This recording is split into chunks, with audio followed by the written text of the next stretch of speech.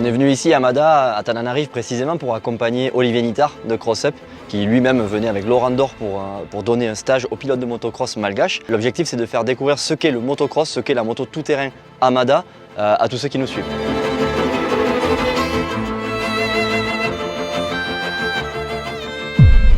Toujours en mode intermittent du spectacle voyageur avec nos petits sacs à dos de Dora l'exploratrice. Mais là on est à Paris et on part un petit voyage. Blaise, tu vas nous expliquer où on va là? Là on part, on le sait depuis environ 8 jours. C'est ça. On part à Antananarivo, c'est à Madagascar. Et on va faire normalement un peu de moto, beaucoup de vidéos et on va surtout passer normalement un très bon moment. Exactement, parce que là, dans quelques minutes, on va retrouver notre ami boiteux de CrossUp USA, Olivier Nittard et son acolyte Laurent Dor. J'entends cloc, cloc, cloc. Il doit pas être loin, il doit pas être loin. C'est sa prothèse qui tape par terre. Bon, on va retrouver Olivier, on va prendre un vol de à peu près 11 h et ensuite on se retrouve avec plus 30 degrés à peu près aussi.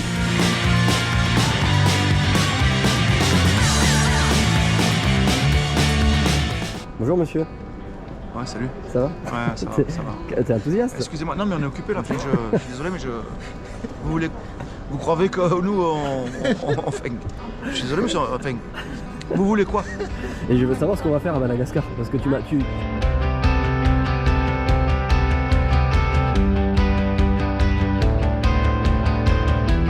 ne m'as pas expliqué en fait. Tu veux vraiment savoir? Non, on va donner un stage de pilotage aux pilotes malgaches. Ouais.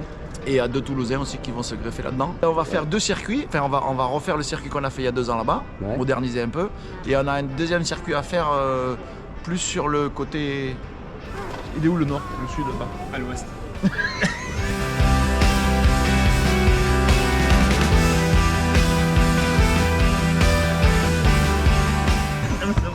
C'est à l'ouest. Faut pas qu'on se trompe d'endroit quand même. Non, on va faire un nouveau circuit à Morondave, c'est l'autre côté de l'île en fait, en bord de mer. Okay. Non, c'est pas... Et en bord de mer et ouais, un gros projet aussi, donc on est motivé à fond. Ok, et tu vas nous faire quoi nous? Parce qu'en fait on sait pas trop, on a eu quelques infos cette semaine. Nous on va vous faire une... je sais que vous êtes un peu enduriste maintenant, enfin vous avez ce côté féminin qui ressort chez vous, donc on est obligé de s'adapter. Donc on va vous amener promener avec les rétroviseurs, les clignots, tu sais, le camelback que vous aimez bien. Il faudra klaxonner dans les intersections, parce que c'est dangereux. Et on va faire une rando d'une journée avec François Serrano, samedi. Dimanche on va avoir une épreuve du championnat de Madagascar. Et ça c'est cool d'ailleurs, on a de la chance parce qu'on va voir tous les pilotes qu'on va avoir en stage et les meilleurs pilotes faire la course, donc c'est sympa. Ouais. Et puis stage de mardi à samedi, et vous partez vite je crois, vendredi non? Nous on reste une semaine mais on va participer au stage quand même un petit peu. Ça il faut me demander d'abord si je veux, c'est pas non plus obligé. T'es pas le seul à décider, t'as beau avoir une caméra, c'est pas pour ça que... Non mais l'autre il a la caméra, il croit que je fais le stage aussi. J'ai aucun problème. Dès qu'on est arrivé, on est arrivé de nuit, très tard à Tananarive. Donc on a atterri, il y a un taxi qui est venu nous chercher et nous a amené directement à l'hôtel. Donc on n'a pas eu de bouchon, tout s'est très bien passé, ça a été une arrivée à l'hôtel plutôt fluide. On n'a pas vraiment trop ressenti le dépaysement à ce moment-là. C'est vue sur mer? J'avais demandé vue sur mer. Sur la mer. Sur la mer, sur sa mère. Ah mais tu vois, t'as devant ton ordinateur. Oui. Là, ça m'emmerdait à prendre les mains.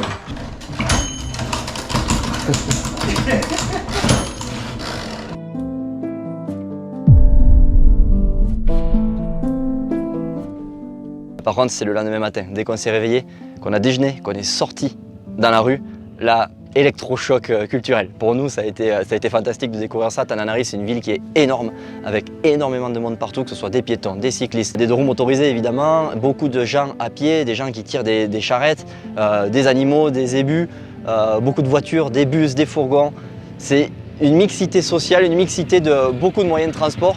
C'est vraiment quelque chose qui est assez exceptionnel et qu'on n'a pas du tout l'habitude de voir en France, même dans des grandes villes. Nous, on vient de la campagne, forcément, c'est encore pire en termes de choc.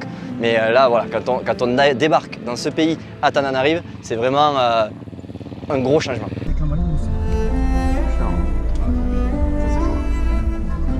Et c'est vrai que quand tu as des gamins et que tu vois ça, tu te dis putain, on n'est pas tous logés à la même enseigne, quoi. Ouais, c'est compliqué, ouais. Ok, monsieur.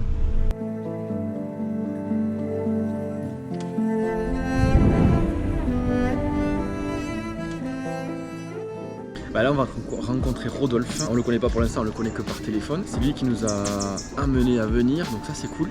On a un bel hôtel, mais pas mal, franchement on est bien. Bon, du coup à partir de maintenant c'est plus trop Olivier qui va s'occuper de nous, donc ça c'est une bonne nouvelle, ça sera Rodolphe. Par contre, juste, je tiens à dire que Nico est tellement fan de moi qu'il a mis le même t-shirt. C'est pas de chance quand même. On a un t-shirt chacun comme ça, il faut qu'on le mette le même jour. Bon. En même temps. On va se changer et on se retrouve sur la moto du coup. On quitte l'ambiance hôtel, calme, et là on bascule dans la vraie vie. Jamais arrivé à traverser je crois.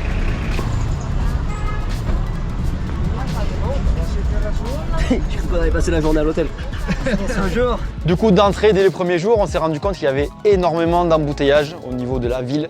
Et nous, on avait l'hôtel en centre-ville. Donc on a été récupérer nos motos, une moto chacun, pour rouler dans la ville, pour se déplacer quand on voulait. Ces motos, on les a récupérées chez 100% Moto, qui est le magasin officiel, la concession officielle Husqvarna ici à Madagascar. Donc très belle concession et très cool de nous prêter 4 motos pour pouvoir se déplacer facilement. Pourquoi personne se bat pour celle-là? Ah si, mais si, tu sais qu'il est prêt, il va la prendre. Oui, tu vas la prendre. Ah non, c'était toi? Non, il a marqué toi, il y a écrit quoi ton nom? Putain, on avait parlé d'enduriste. On avait dit qu'on faisait comme la femme à Olivier, on l'a fait tourner. On visite le stock. Alors chez nous, on se plaint de ne pas avoir de stock de pneus dans les magasins. Mais là, il y en a. C'est pneus gomme réflexion. C'est ça, on est sur gomme réflexion. Ah, mais extraction des feux, hein.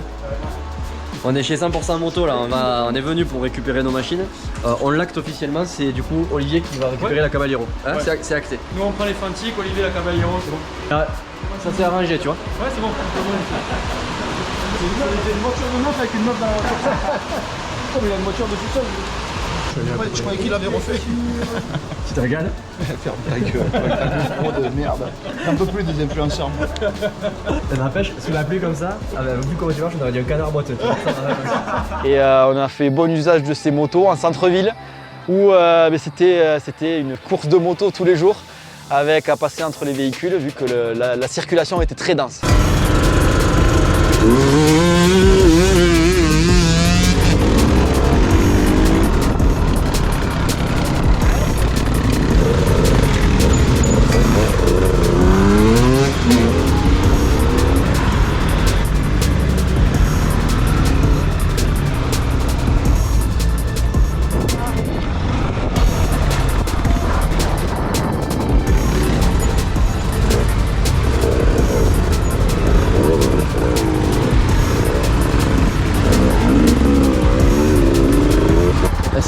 Est-ce que tu vois la gueule de con que t'as là? Ouais. Ah ouais, c'est pas mal. On a commencé à prendre nos marques sur la ville, sur l'hôtel et puis dimanche on est parti en rando. C'est pas prêt le mec? Et oui, comme ça continue, comme ça, sa lumière. Hein. En plus, c'était des boîtes, elle comprend. And coupled in love, so save me your excuse. Moi je faisais mon yoga. On va passer la porte spatio-temporelle de l'hôtel pour aller dans la vraie vie.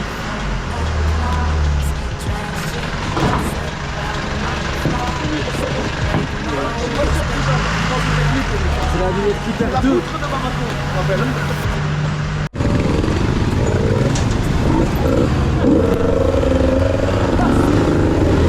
C'est bien l'échauffement là.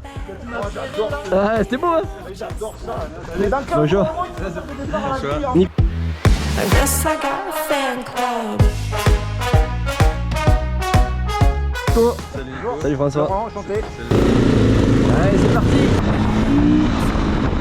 Rando fabuleuse, organisée par François Serrano. On avait chacun des 350 et 450 KTM quasiment de l'année, qui était de 2022. D'entrée, on a mis du rythme, du gros rythme dans les chemins.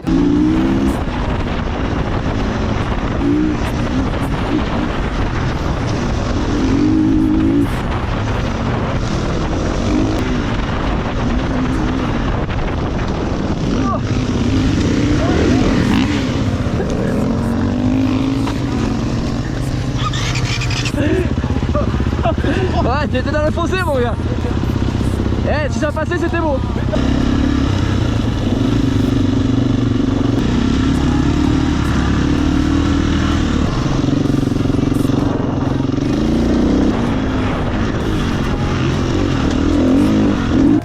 On a pris plein la vue. Donc On a vu de très très beaux paysages, vraiment top. On a vraiment passé un bon moment.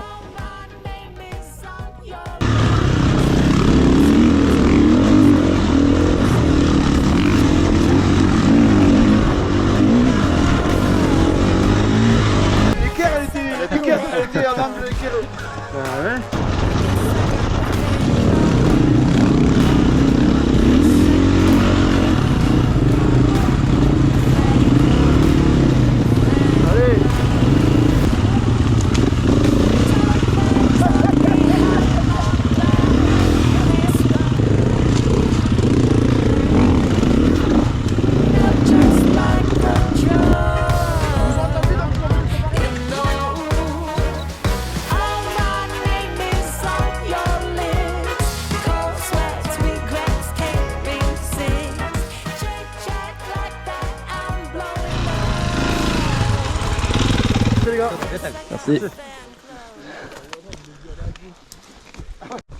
Du coup, ce qui est énorme, c'est qu'ils sortent, ils démontent le pont et ils vont tout revendre pour faire autre chose avec, échafaudage ou truc comme ça. C'est ça. C'est énorme. C'est un péage éphémère.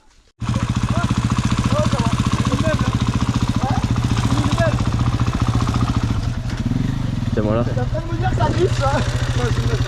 Et tout s'est enchaîné. Le midi, on s'est arrêté manger dans un petit village où on a pu voir les habitants ailleurs que dans le centre-ville de Tana. Les habitants, c'est une mentalité différente quand on sort un petit peu du centre-ville.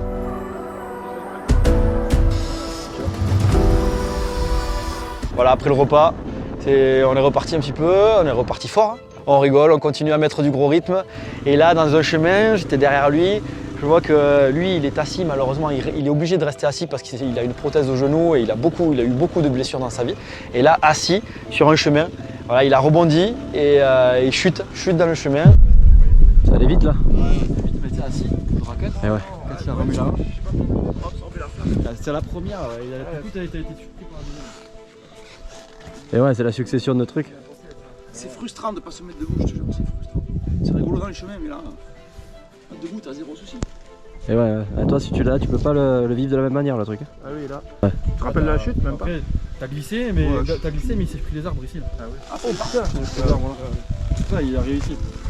Je pense que t'as tapé ici, tu sais. Ah oui, bah s'il y a des traces. Hein.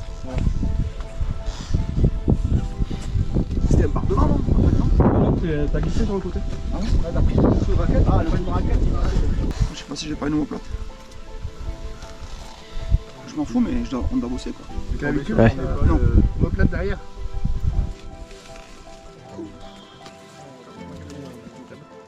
Tu peux me laver le clou dans le dos, s'il te plaît? Et le problème, c'est qu'il avait une gourde dans le sac et ça lui a cassé 9 côtes. Donc voilà, il nous restait 60 km, 60-70 km pour rentrer jusqu'à chez nous.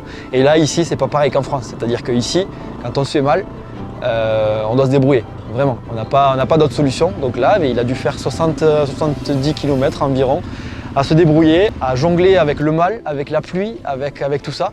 Et il a serré les dents et voilà, on est arrivé quand même à l'hôtel sain et sauf.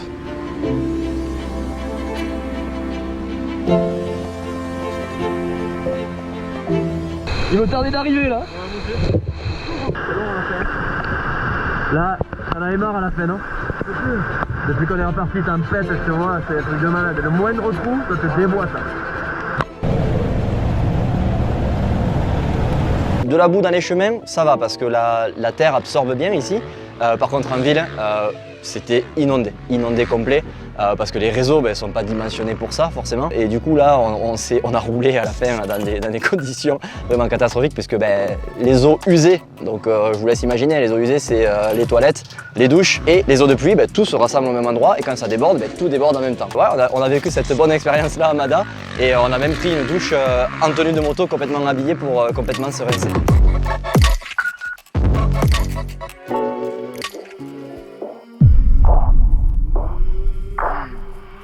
I came from the mud, there's dirt on my hands. Strong like a tree, there's roots where I stand. Oh, I've been running from the law. Hope they won't shoot me down soon.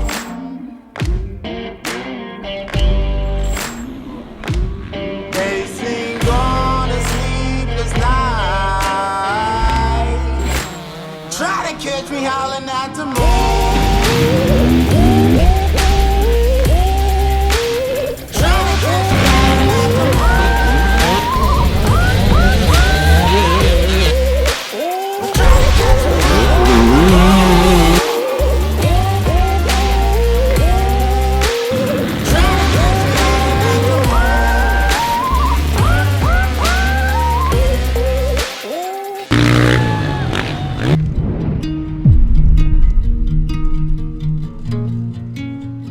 J'avais émis l'idée à Olivier de dire bon voilà il faudrait faire venir des gens un petit peu pour dynamiser et faire des choses nouvelles. Et c'est vrai que j'avais dit, je connais un petit peu MX Réflexion, je les vois, je les suis, ils sont super sympas, c'est sain, c'est simple, ce qu'ils font c'est propre, c'est sympa. Et en plus ça a l'air d'être des passionnés. Et donc je lui ai dit écoute, si tu as l'occasion que tu les connais, il m'a dit ouais je les connais bien, je dis parle-leur-en, moi ça m'intéresse.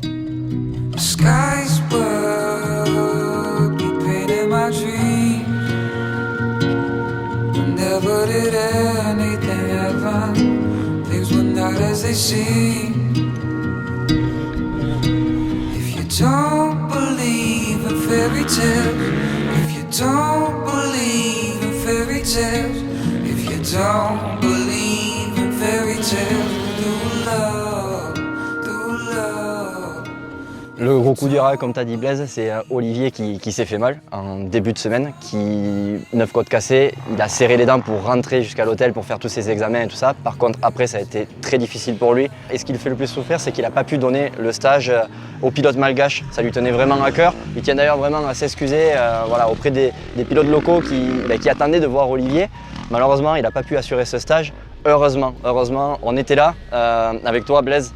On a pu assurer ce stage, surtout toi, puisque en plus dans notre job, c'est toi le formateur de l'équipe. On donne des formations toute l'année, pas de moto évidemment, parce que c'est pas notre créneau. Voilà, tu es un ancien professeur, tu as pu vraiment apporter quelque chose en plus de ton expérience de pilotage. Donc tu as remplacé Olivier de main de maître, mais voilà, Olivier était vraiment déçu de ne pas pouvoir être avec nous. Le stage a été assuré pendant 3 jours avec Laurent Dor de Cross Up, Blaise Abadi de MX Réflexion, et les pilotes malgaches ont progressé de jour en jour, donc c'est vraiment objectif atteint à ce niveau-là.